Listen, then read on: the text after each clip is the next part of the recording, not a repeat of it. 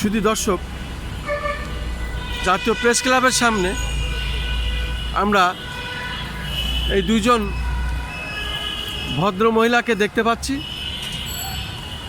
এবং তারা দুজনই তাদের পৃথক পৃথক তাদের অভিযোগ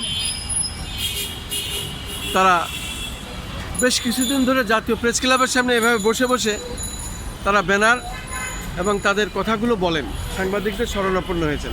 আপনার নাম পরিচয় বলেন, কত বছর আপনি এভাবে চাচ্ছেন?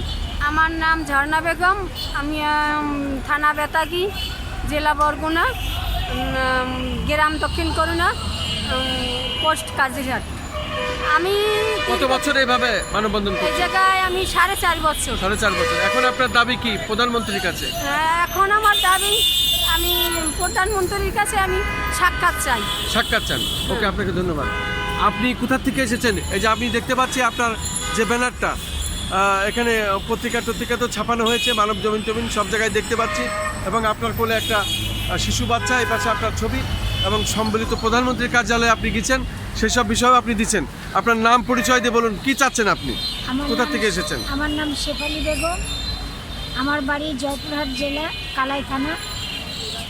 আজ থেকে 2005 সালে বেগম খালেদা জিয়া আমার অভাবের কথা শুনে আমাকে একটা বাড়ি নগদ কিছু অর্থ দিছিল, কিন্তু ওনার কাছের একজন লোক ডক্টর ফিরোজ, যার বাড়ি শিবগঞ্জ আলিয়ারহাটে, আমার সব কিছু আত্মসাৎ করে এবং কি রাজশাহী সেফ হোমে আমাকে 2 বছর আটকিয়ে রাখে, কিন্তু আমি কিছুই পাই নাই।